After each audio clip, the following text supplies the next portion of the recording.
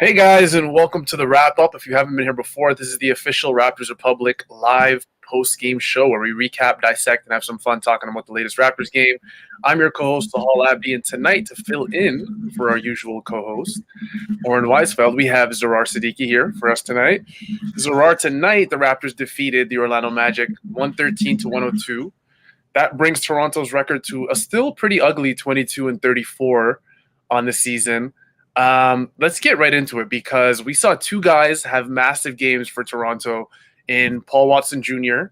and Yuta Watanabe. Now, Paul Watson is a guy that a lot of people have been rooting for on Twitter. He's been, one of the darlings, I want to say, of Raptors Twitter, as well as Yuta Watanabe.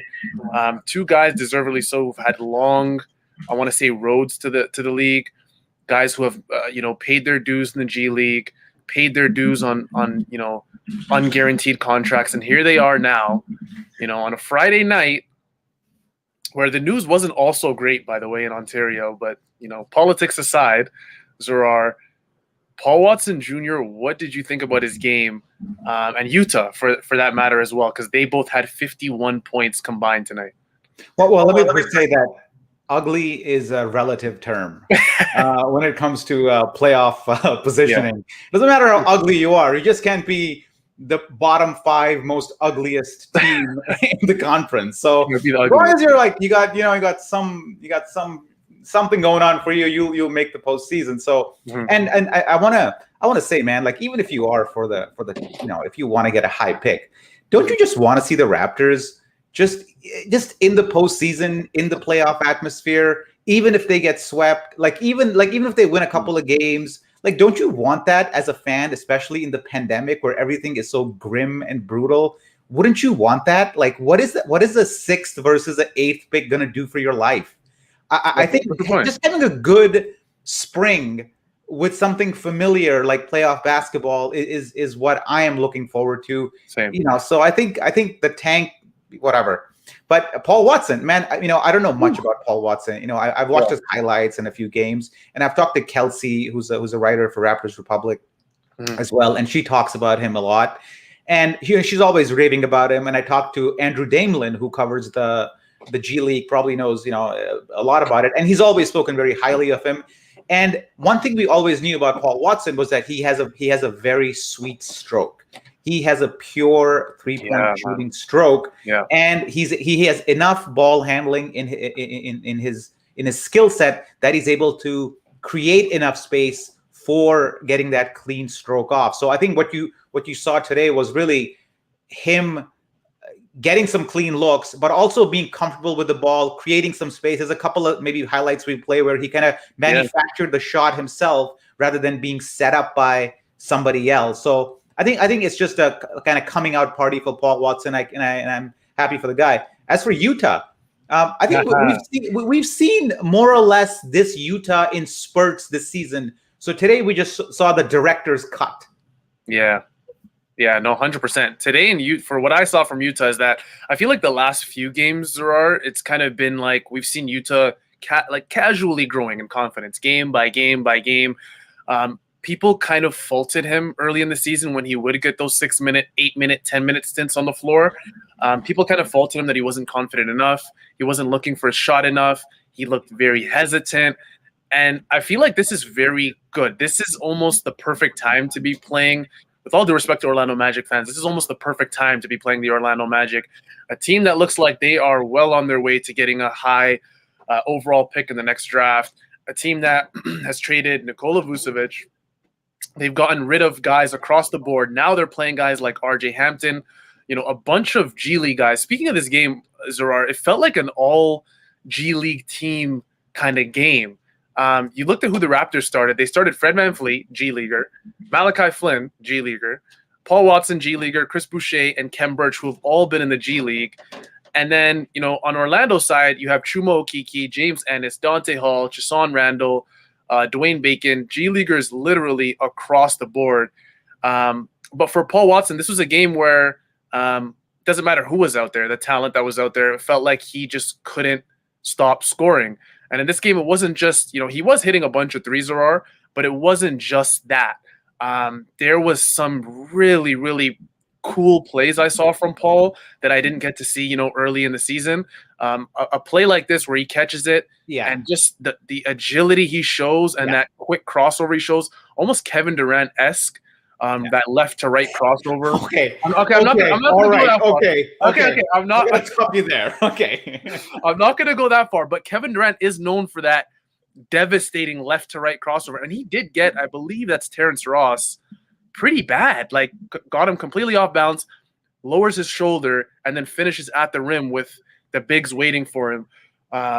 So it was huge. It was a huge game for Paul Watson. He finished with 30, like we said. And in a game like this, he went bananas. He went absolutely bananas. This play, Zarar, was actually my turning point because the score is 64-61, I believe, if my eyes are full screen. It's 64-61. And this was the first three of 3 straight threes that Paul Watson hit. He went on a single-handed 9-0 run by himself that increased the lead for Toronto by quite a margin. From what I saw, Zarar, this was a game from Paul Watson where Nick Nurse put the onus on him that, hey, you're starting this game. We need something from you. We haven't gotten that much from the bench this season, and they got it from him at 30 points. Yeah, I mean, I don't want to oversell the guy. I mean, I think he's shown flashes throughout the season. I think we've all seen his pure shot. That's probably the one thing that we like. If you ask a casual fan off the street, what does Paul Watson bring? I think what they'll say is that 3-point shooting, and that's that he had in the G League, and even in when he played previously in spurts, he always had that fairly consistently. I think what the drive that you showed earlier is the surprising part. I think when you look at his game, the shooting, I mean, shooters will always be able to shoot. It's can you actually put it on the glass and actually become a multifaceted player? And I think that's the next challenge for Paul Watson. I think we all know that he can sort of compete at the NBA level. Defensively, there's still some work to do there. I think he has the tools to be a good defender. He's not a good defender right now. He's a good system defender, sort of, but not really an individual defender. So that's his area of growth. How he puts the ball on the floor is going to be an area of growth for him. And the play you're watching right now is something we want to see more of. And I think where he can also develop now is his passing, right? Yeah. Once you learn how to shoot, once you learn how to drive with traffic, the next thing that naturally you need to develop is passing.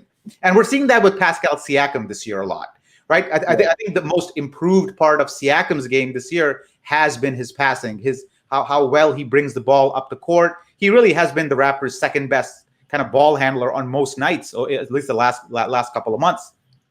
So for Watson, he's sort of in that category of player where he's sort of not mastered, but he's comfortable with the shooting. He's learning how to drive.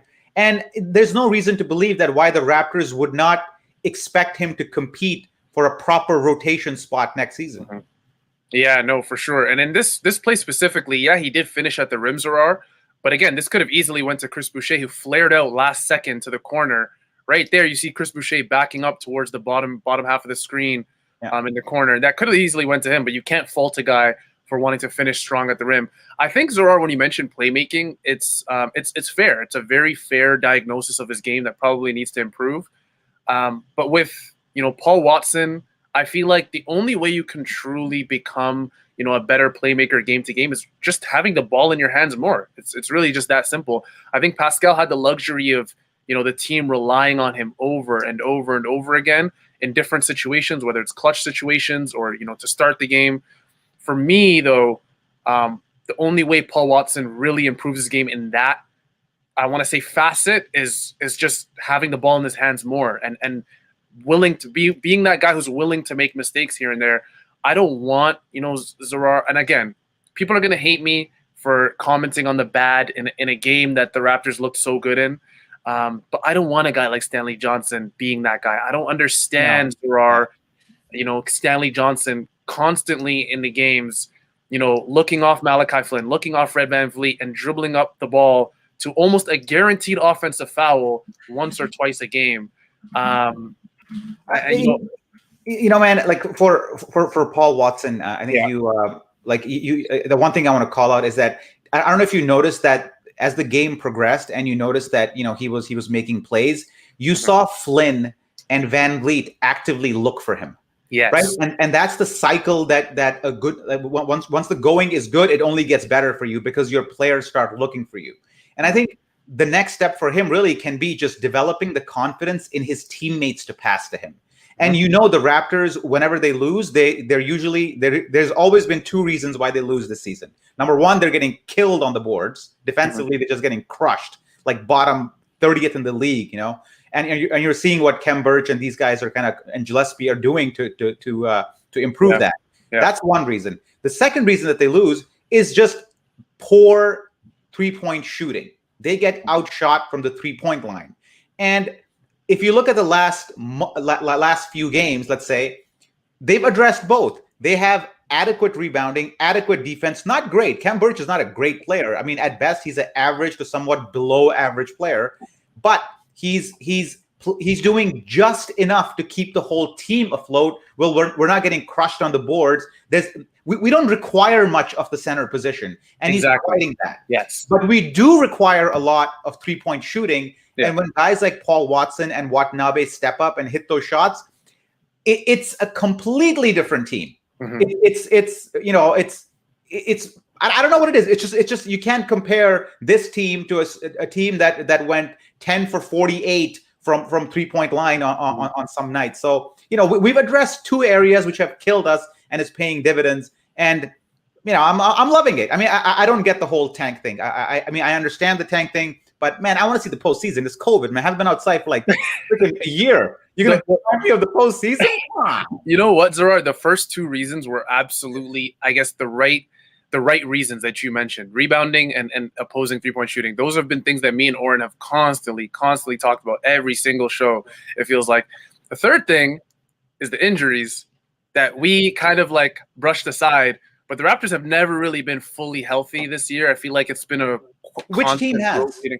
That's true. But to be quite fair, the amount of injuries the Raptors have suffered, plus the fact that they had that COVID thing and no games were postponed. They had one coach out there. Nick Nurse and the entire staff was gone. Sergio Scariolo's coaching on his own. Lowry's been out. It's been a constant cycle. But I mean, you're right. Which team hasn't been injured? Almost all teams have lost, you know, their best player, their second best player, both players. The Lakers right now are playing without LeBron James and Anthony Davis. You know, Donovan Mitchell just got injured for the Jazz. Denver Nuggets just lost Jamal Murray. There's injuries across the board in the league, so you can't really harp on that too much as a Raptors fan. But to be fair, again, it's been a little bit, you know, yes. I feel like the basketball gods are a little bit against, you know, the Raptors this season. What did you think of what did you think of Pascal Siakam? Was he rested today? Was that the official reason? In the injury report pregame, I read that he was rested. That's what I read as well. What I mean, can you analyze that for me? Like, okay, so are we trying to make the playoff? Like what? Yeah, okay. So the thing with Pascal, okay, so Nick Nurse did say mid-game, or actually pre-game, that he was going to go 10 deep. He didn't say he was going to go 10 deep, but you almost got the feeling that he was going to go 10 deep as soon as all these guys got, you know, Pascal, OG, and Kyle all got listed out for rest. Fred VanVleet's back from suspension. They can't really, like, rest all their guys. But Pascal, again, he was out with COVID protocols. And then when all the other guys were out, OG was out for a bit, Kyle was out for a bit, Fred was gone. The Raptors were relying on Pascal quite a bit. I mean, there was times, Aurora, where it looked like he was the only guy who could score on the court, and they just kept giving it to him. And again, that was one of the problems that you had with the Raptors bench, is that no one really wanted to be that guy that wanted to step up and score. Stanley Johnson didn't want to score. Utah didn't want to score. Paul Watson, this is just his second game back. So I think Pascal's deserving of a break. You could probably argue that any NBA player in the league right now is deserving of a break, but considering, you know, the load that has been on him, the offensive load specifically, I'm okay with Pascal resting, especially against the Orlando Magic. Like I said, G League team, but again, you can't really say that as a Raptors fan or as a Raptors writer. You can't really throw any game to the side and be like, oh, well, this is a G League team. The Raptors are in for a fight every single night, so. It was good to see them, you know, put a stranglehold on this game and really just win it. And Paul Watson, that 9-0 run that he went on, the Raptors just, you know, kept the Magic in a stranglehold for the entire game. these are some, these are some pretty good comments coming in. There's some good ones. So Jesse says, "Will beating the Magic finally convince Masai to stay?" No. To answer your question shortly, probably not. I mean, the thing that's going to convince Masai to stay, we don't even know honestly what's going to convince Masai to stay. We don't know if he's made up his mind yet. The Raptors are an organization that, unlike the rest of the league, it's very hard to get sources out of them.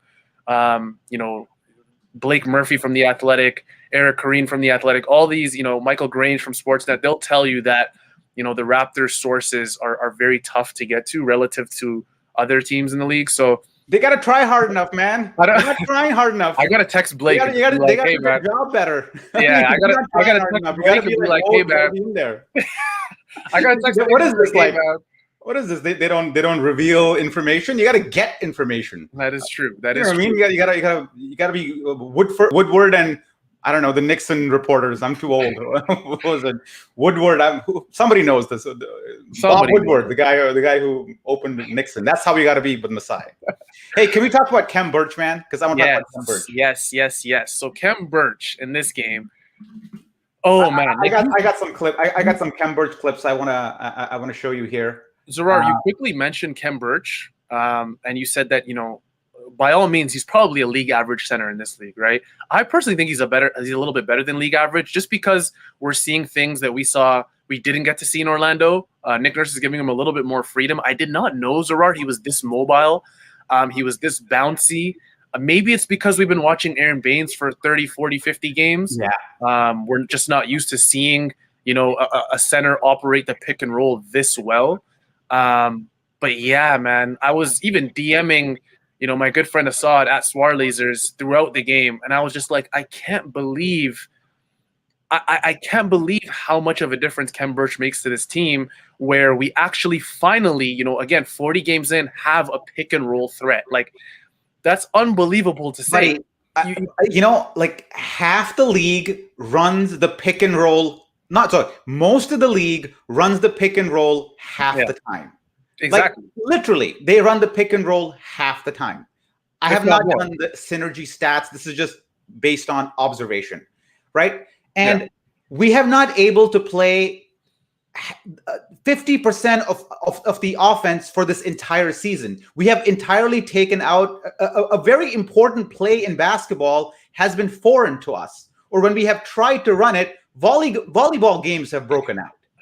Right? I mean, remember that shot he took, like when he took the shot and the ball like went backwards? Went backwards, yeah. So, I mean, not to rip on Baines too much, but like we have been deprived of a whole slew of offensive opportunities by not having somebody who can catch the ball, take a couple of dribbles and go up strong and either get fouled or score 2 points. And it's not just his hands that are important when he catches the ball. He's also mobile, right? It's not just he's like a big Alex Len type body who just kind of hovers around like a cell tower. Like he can actually move around the court. The play we just saw, he was on the right side. Oftentimes you'll see on the left side. You can see Flynn, whatever Flynn or Van Vliet have the ball, they're kind of looking for him. They're not just looking at him as a guy to pass to when they are completely under pressure and they have to throw the ball as a release valve. They're looking at him as a guy they can actually play basketball with and like do interplays, do 1-2s, make a bounce pass. So that it's like somebody has opened a whole door and we're uncovering all this offense that was just non-existent all season. What has surprised you about him beyond his mobility? I was speaking to my good friend William Lewin and Assad throughout the game. And every game I come back to this where when I see Khem Birch just move around the court, his ability in transition, we saw it in the San Antonio Spurs game. As soon as that ball went up, he's running the floor. He runs the floor like a forward, like a 6'6" forward. So Khem Birch, and it's also one of those things defensively. We're not just talking about his mobility offensively in the pick and roll, in transition. Defensively, we've seen a lot of plays where it looks like Khem Birch is beat on a pick and roll and he'll be behind a guy. And next thing you know, the guy's getting swatted. There's been tons of chase down blocks. Yeah. Khem Birch is a guy where you have Kyle Lowry on this team. You have Malachi Flynn on this team, two guys who run the pick and roll at an elite level. I don't care what people say about Malachi Flynn's age, him being 22 years old. He came out of this draft as the best pick and roll player in this draft by a margin. Yeah. He comes into this league. He understands how to manipulate defenders. I'm going to get to that in a second. I have a really good clip for that. He understands how to manipulate defenders. He understands what defensive coverages are being thrown at him, whether it's a weak, which I'm going to show him getting iced. The term ice, if you guys aren't familiar with that, is something Orlando Magic tried to do to Malachi Flynn multiple times in this game. Kem Birch has shown an ability where not only does he look better than he did in Orlando, even if we got the Orlando Kem Birch, Toronto's in a much better spot because, like I've said before, Zarar, with Aaron Baines, they probably had the worst, center situation in the league. Oh my God! Don't even, dude. Here's the thing: we also have better guards. We just have better guard play. So whenever you have a big man like Kem Birch, he's not going to score on his own. He relies on guard play to get him shots. And with Malachi Flynn and Fred VanVleet and Kyle Lowry, we have the guard play that the Magic simply don't. So of course you're going to see, a different player really. But and I also want to touch on Gillespie a little because that dude sets screens when screens aren't even needed. Oh yeah, you know what I mean? Like he's setting screens all the time. Like sometimes I just feel that he might pick up a freaking offensive foul based on how many screens he's setting. So my point was this: in every player, you have there's two spectrums that I always look at. Is that like on one spectrum you have talent, high talent, low talent. On the other spectrum you have like high energy, low energy. If you are a low talented player like Baines, you better bring high energy. Exactly. Yes. You can't be bringing low talent and low energy. Low energy. Yeah. That means I'm on the court, right? Yeah. I mean, that's the effect you're having with Bird. He has high energy and like medium talent, which is all we need of our center. We don't need our centers to be Serge Ibaka or Marc Gasol level to like make the postseason. We just need them not to be a massive negative. And when you get a positive contribution from your center play and you aren't conceding, you're not conceding in transition, or you're not, opposing guards have to think twice about actually going in. That's all the Raptors need. And given the Raptors guard play, how well they adapt to centers, it's only a good news story. And also this is kind of an indictment on Baines as well, because despite having good guard play, he wasn't able to fit into the offense. So, it goes both ways. It does go both ways. And you can make an argument that maybe Fred VanVleet is still learning how to be, a very good pick and roll point guard. He wasn't really that, coming into this league. He's learned a lot from Kyle Lowry. He's, finally putting that bounce pass into his game. And Malachi Flynn is a guy that I've mentioned so many times because he's, as long as Fred VanVleet has been in this league, Malachi Flynn to me is already a better pick and roll guard than him in that facet of being a guard. For me, Fred VanVleet isn't necessarily there yet. He's not a terrible pick and roll player. He's still learning. I feel like he does miss reads time to time. But in this clip I'm about to show you guys, from Fred to, I think it was Kem Birch, if I'm not mistaken. This was nice. I don't know 100% Zarar if you already showed this to our live listeners, or our live watchers, I should say. But that isn't necessarily a pick and roll. But Fred, you can make an argument, Zarar, he doesn't make that pass a couple years ago. Yeah. Like he maybe just goes up, tries to draw the foul, and he just retrieves it immediately back from Malachi. Kem Birch just finds the pocket of space in there, and roll that again. Like I want to see that. Roll that again. Like I think you also see like better presentment from Birch on this one. Like it's one thing for the guard to find a guy, and we always give usually the guard the credit for the assist, but it's also about the guy presenting himself and making that pass easy. Fred makes that pass because Birch kind of goes around his man. He could have stood where he is right now and nothing would have happened, but because he moved, it made the play possible. And that's what I call like just a smart basketball player who knows where to be when and not be so static. Because I know when you and I play ball, man, and you're guarding somebody, right? What I hate the most about is when the other guy is moving, right? Because if that guy is moving, now I got to worry about where he is. Yeah. Like it's one thing to like track the ball. Now I got to worry about where my dude is so I don't lose him. Yeah. And when you have action like this on the court, it just throws the defense off a little bit more, creates more options for your guards. Just generally good things happen, and it's just sad in a way that this is happening so late in the season, because really this is the level of play from our centers we needed to finish. I swear to God, I'm not joking, to finish 4th or 5th in the East. Easy. Yeah. This is the level of play we needed. 100%. This is literally all we needed. I feel like I saw a graph earlier. I forgot what it was, but I'm pretty sure it was defensive impact from all players in the league. And you know, again, I don't want to pile on a guy like Aaron Baines, but he was just right there near the bottom. You had, I think me and Oren actually showed it a few shows ago where we, you know, OG Anunoby is way on the right side, one of the most versatile. I think he was classified as the most versatile defensive player in the league in terms of all the positions he's guarded this season. You had Rudy Gobert all the way up there in the defensive impact. And then, you know, Aaron Baines is just like, you know, so it is what it is. You know, again, I don't want to pile, but again, Raptors fans should be excited that they finally have, you know, a center that works with their guards.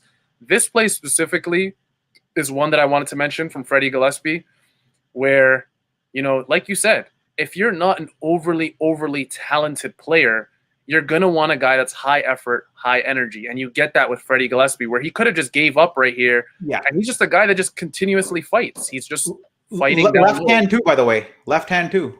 Left hand too. And if you guys can see, that's Dante Hall guarding him, a guy who the Raptors, I'm pretty sure, actually gave a 10-day contract to, who was on the 905 roster, made a little stint there for a little bit.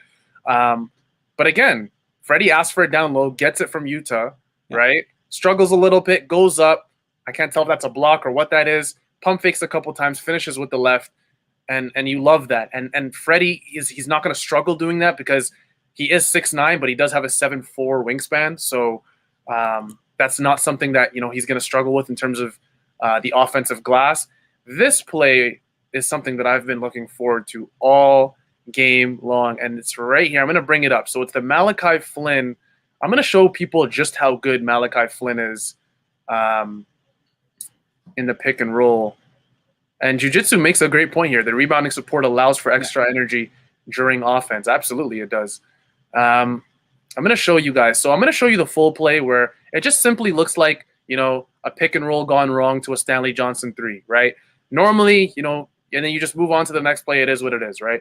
But I'm going to show you guys right here how Orlando defends this pick and roll. So you have Freddie Gillespie. You have Utah, who's just passing the half-court line. Freddie Gillespie is about to set a screen here.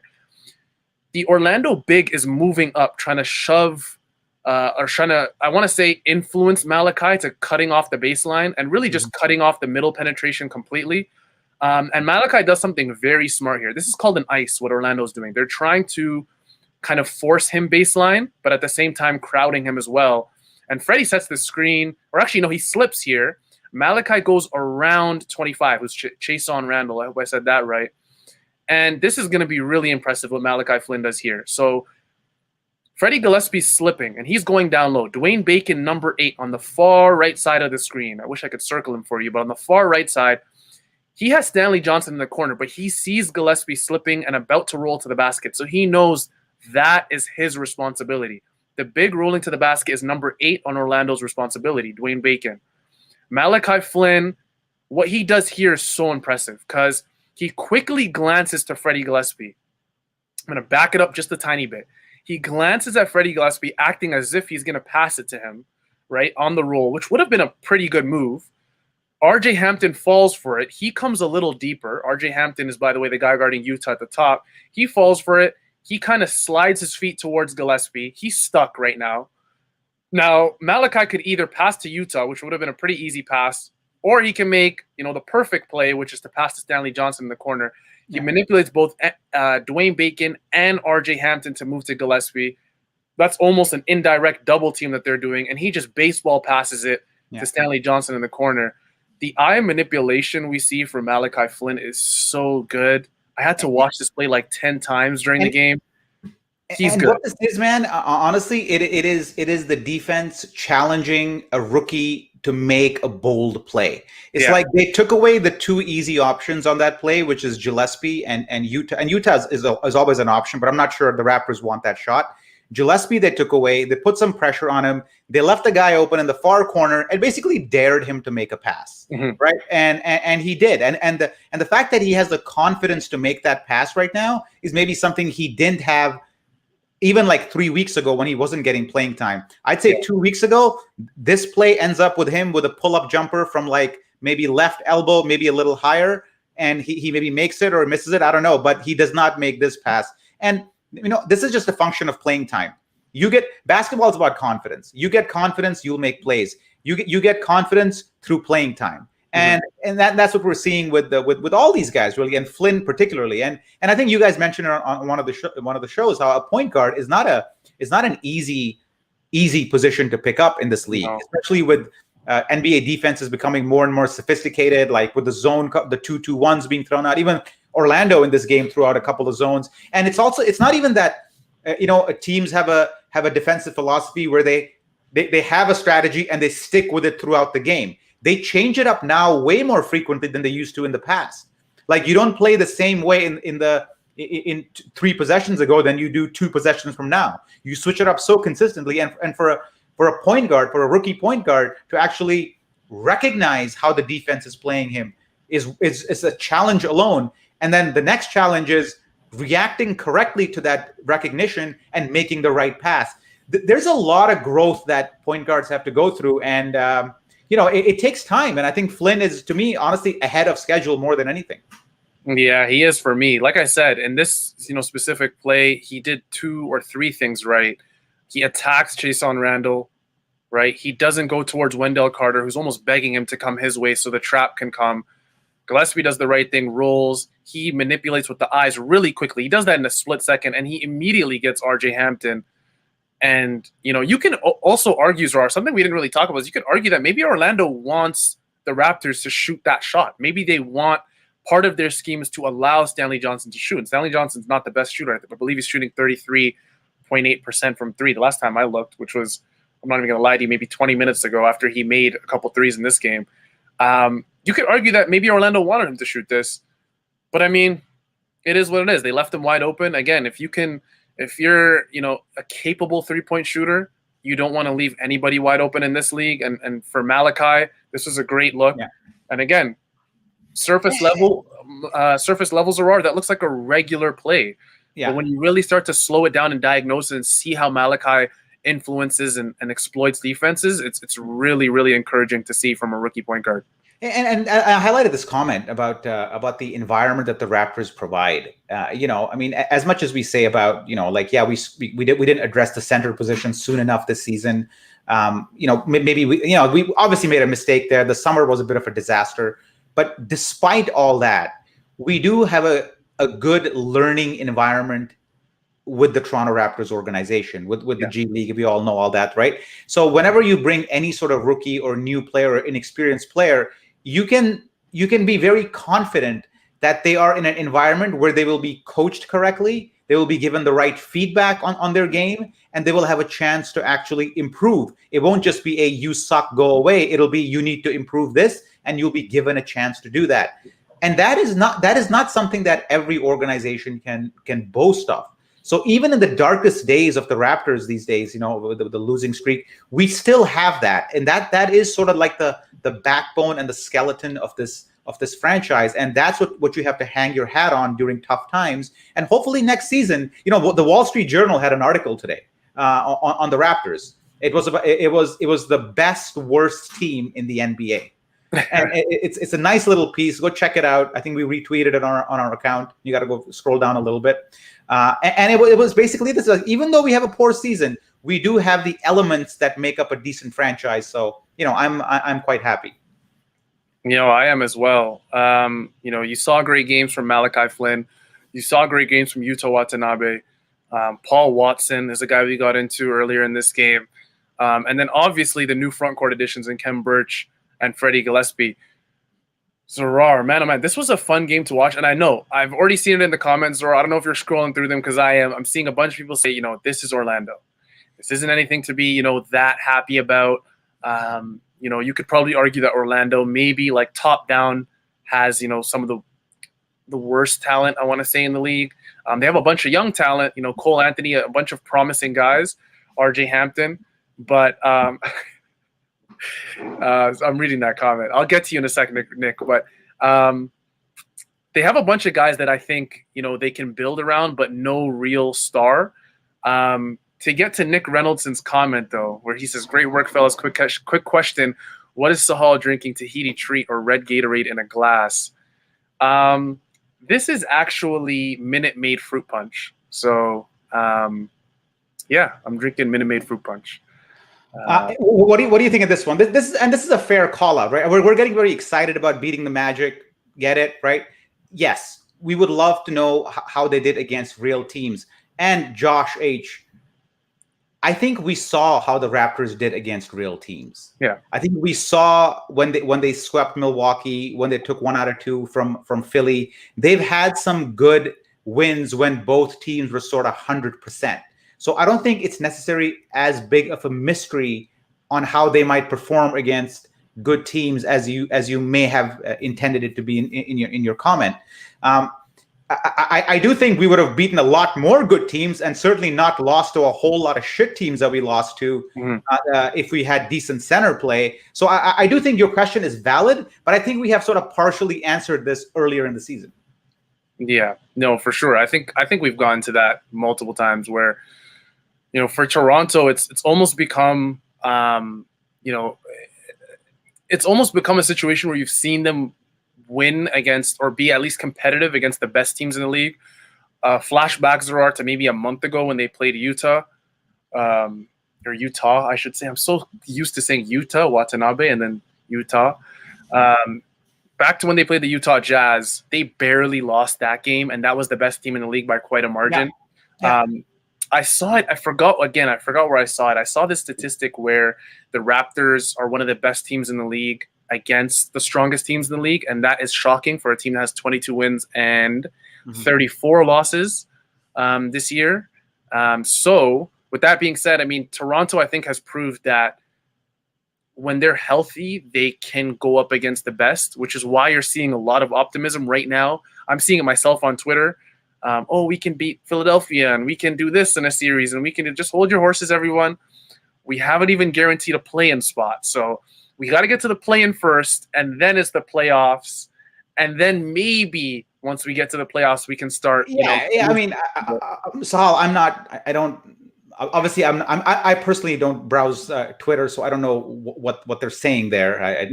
Whatever, but I do want to get back to this comment. Do you remember early in the season when Nick Nurse was going like, I don't know, man, 10 deep into the bench, like everybody got playing time early on.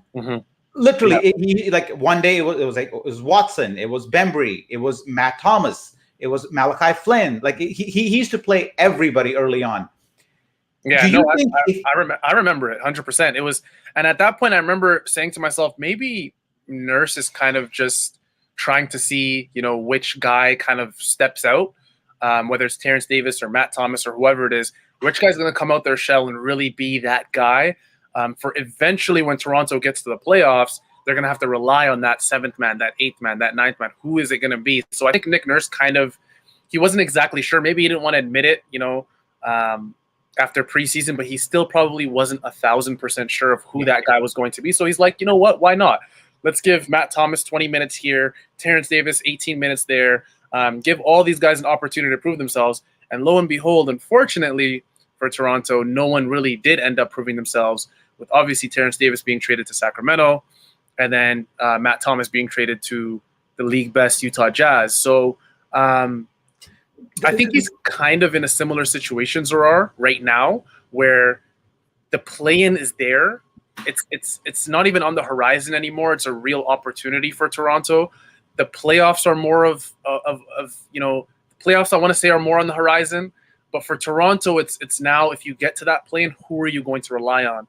And I think if you look at the last few games, Watanabe has proved that, you can rely on him quite a bit as maybe the 7th man. Malachi Flynn has done a great job off the bench.